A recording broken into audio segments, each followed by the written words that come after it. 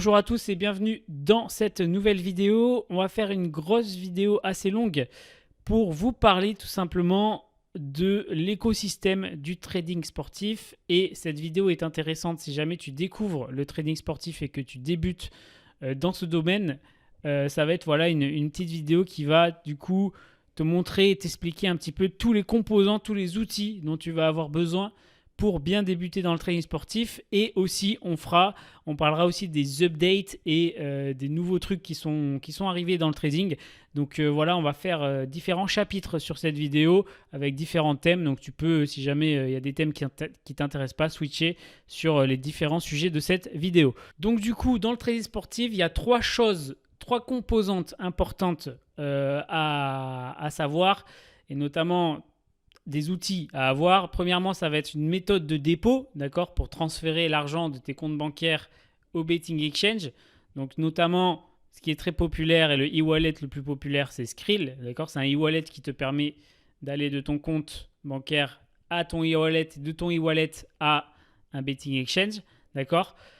Tu as le Bitcoin aussi, qui est très utilisé, notamment ceux qui sont sur Asian Connect.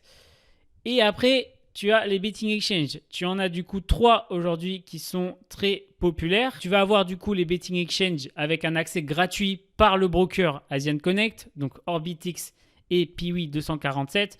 Si tu as vu sur mes vidéos, c'est des betting exchange miroirs à Betfair. Betfair, c'est le dinosaure, c'est le premier betting exchange, c'est le premier algorithme, c'est le premier source code en gros qui a été créé ce concept de betting exchange. Et Orbitix et Piwi 247 ne sont que des miroirs de Betfair, et donc ils sont disponibles via le broker Asian Connect qui lui est gratuit, d'accord. Tu peux avoir accès à ces deux betting exchange gratuitement.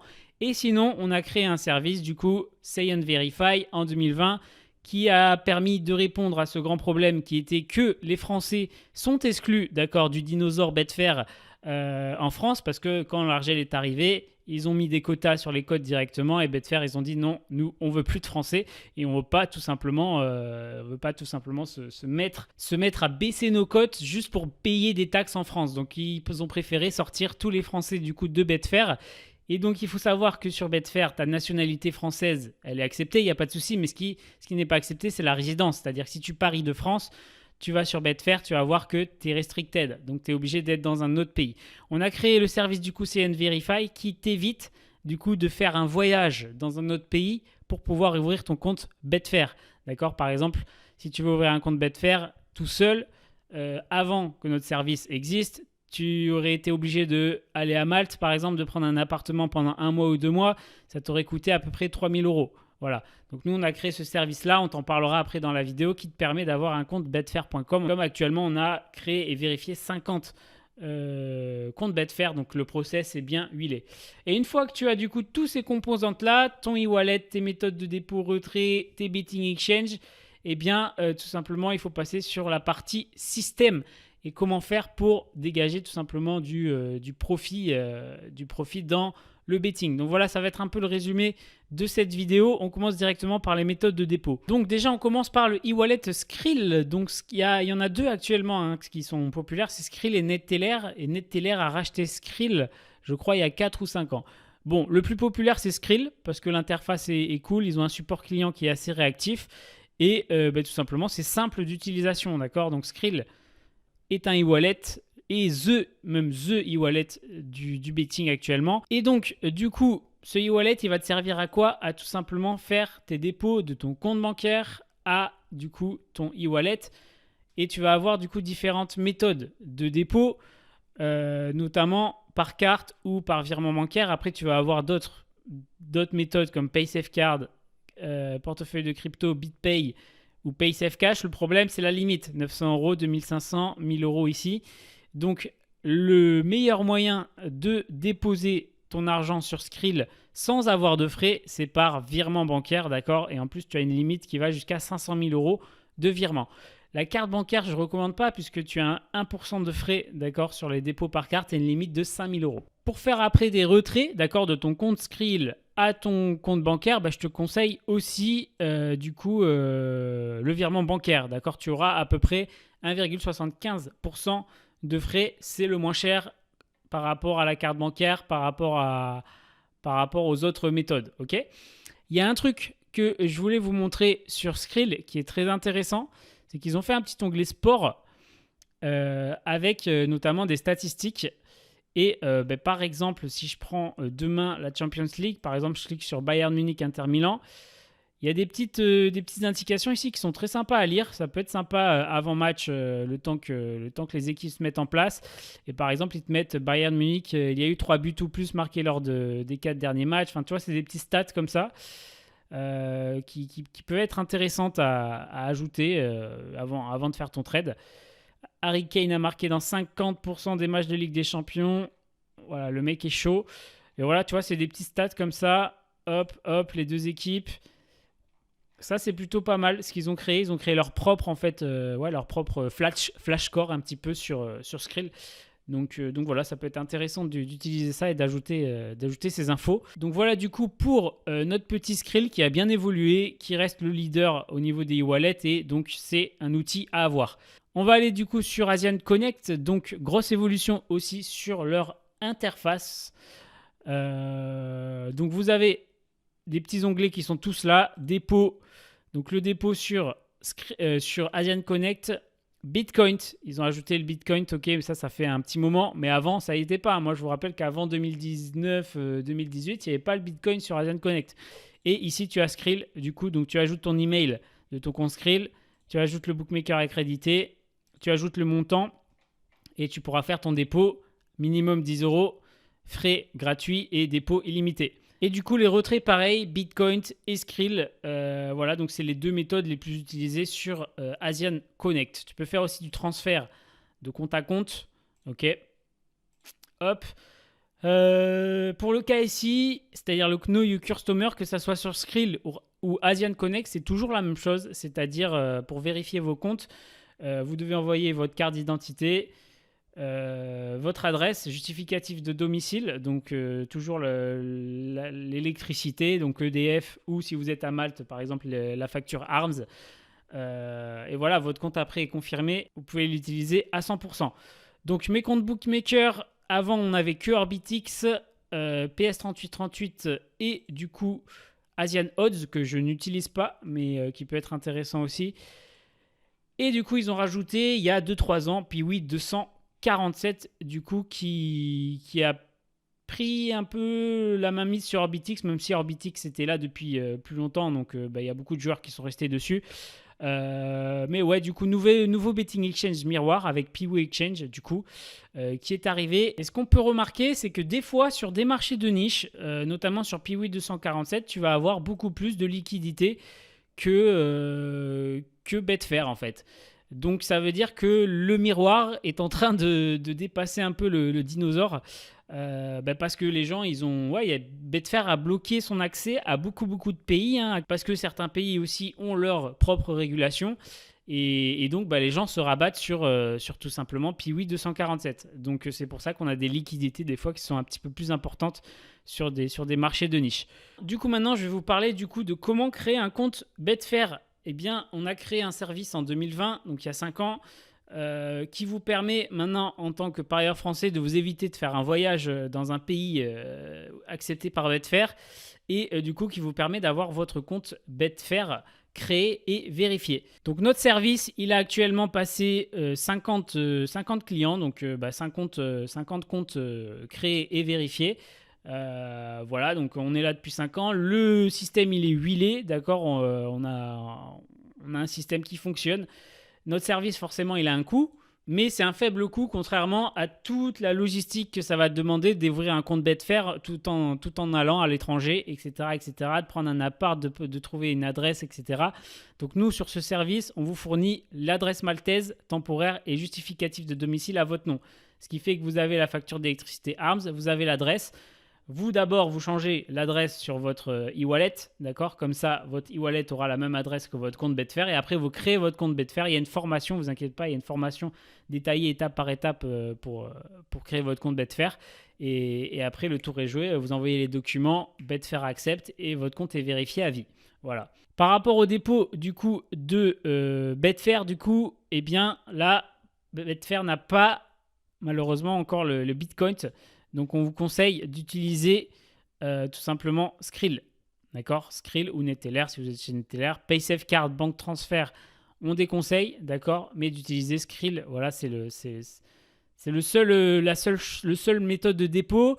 Les cartes bancaires, oui, avant, c'était intéressant, mais aujourd'hui, en fait, les banques changent trop au niveau de leur régulation par rapport aux paris sportifs. Donc, on ne conseille plus les cartes bancaires parce que, tout simplement, voilà, avant, par exemple, la carte N26, on l'a recommandée. Ça marchait très bien, c'était nickel, sauf que N26, l'Allemagne a été bannie de Betfair. Donc, hop, tout ce qui est cartes bancaires allemandes ont été bannies. Donc, ce qui est bien avec le Skrill, c'est que c'est ton e-wallet et que peu importe ton pays, ça reste ton e-wallet qui fait l'intermédiaire entre du coup ton compte bancaire et Betfair. Donc voilà, c'était un petit point par rapport à ça. On ne recommande plus la carte bancaire par rapport à Betfair, mais le e-wallet Skrill. Donc voilà du coup pour le deuxième gros chapitre, la deuxième grosse composante du trading sportif qui est l'accès au betting exchange. Et du coup, la troisième composante, c'est maintenant comment je fais pour être rentable, comment je fais pour aller faire du profit. Et c'est vrai que quand on arrive sur betting exchange, ça clignote de partout, il y a plein de marchés, on se dit qu'il y a plein d'opportunités, mais on s'éparpille un petit peu. Donc je t'invite à télécharger mon e-book que j'avais fait sur les stratégies les plus populaires de Betfair, pas forcément les plus rentables, mais tout simplement ça te permet un petit peu d'avoir des exemples en images, en texte, d'avoir des exemples de différentes stratégies, notamment le lazy draw, l'under 2.5 et le lazy 0.0. C'est des stratégies qui commencent vraiment à être limites en termes de ROI. C'est pas des stratégies en fait sur lesquelles je t'invite à te pencher si tu veux avoir une grosse renta dans le trading sportif. Mais par contre, ça peut être pas mal de prendre mon e-book et de tester ces stratégies juste pour que tu comprennes le fonctionnement d'un betting exchange. D'accord? Voilà, donc l'e-book, je te le mets dans la description. C'est un Trusted System. Et du coup, si tu veux après aller plus loin et avoir accès du coup à nos stratégies les plus rentables qu'on utilise encore sur les betting exchanges, notamment sur les over, under et notamment sur les over, d'accord? C'est vrai qu'on est plus over que under, nous. Eh bien, tu as notre formation Super Saiyan Football System qui te montre à la fois comment du coup prendre un gain, les différents types de sorties que tu dois faire, les différents types d'analyses que tu dois faire avant de rentrer ton trade, mais aussi comment prendre une perte, d'accord? Parce que le betting, c'est des gains, mais c'est aussi des pertes. Donc, on te montre un petit peu tout ça dans chaque stratégie. Tu as aussi un e-book, d'accord, qui est téléchargeable avec tout de résumé en texte si jamais tu veux avoir une version papier pour te rappeler un petit peu de tout ce qu'on explique. Donc voilà, donc je te mets le lien dans la description. Et c'est des stratégies qu'on utilise encore, notamment sur l'Early-Goal. Voilà, on a des membres qui ont full stratégie là-dessus parce que c'est vrai qu'aujourd'hui, avec le football, donc là on ouvre le sujet un petit peu sur le football et l'évolution du football, on est plus dans un football chaud. On est plus dans un football chaud dans le sens où il y a beaucoup plus de buts et aussi, notamment sur les grosses ligues, peut-être les sous-ligues, il y a un peu moins de buts, mais on a quand même un peu plus de buts du fait de l'arrivée de la VAR, qui fait que les joueurs aujourd'hui vont chercher le penalty dans la surface de réparation. Alors c'est un peu chiant des fois parce que c'est simulé, et donc il y a des cartons aussi pour la simulation de ça. Mais c'est vrai que les joueurs aujourd'hui savent qu'il y a la VAR et que le penalty t'apporte un but, donc c'est énorme. Donc il y a on a un football qui est beaucoup plus chaud. Et donc beaucoup plus de buts. Donc c'est plus rentable d'aller chercher et de faire un gain sur du coup un changement de cote qui va arriver grâce à un but que de faire un gain sur un under. C'est-à-dire tu vas aller trader une baisse de cote du fait qu'il n'y a pas de but. Donc on est plus sur un foot chaud et après malheureusement c'est vrai que plus on avance, plus on a une espèce de VAR dépendance qui des fois est un petit peu gonflante, qui coupe les matchs. Donc je ne sais pas jusqu'où ça va aller et dans quelle direction on va aller avec le football, mais voilà, dites-moi ce que vous en pensez dans les commentaires. Mais voilà, c'était pour faire un petit débat sur over-under. C'est sûr qu'aujourd'hui, les over sont plus rentables que les under. Et pour terminer cette vidéo, du coup, on va répondre à la fâcheuse question. Ça fait un petit peu débat dans le monde du betting. C'est est-ce que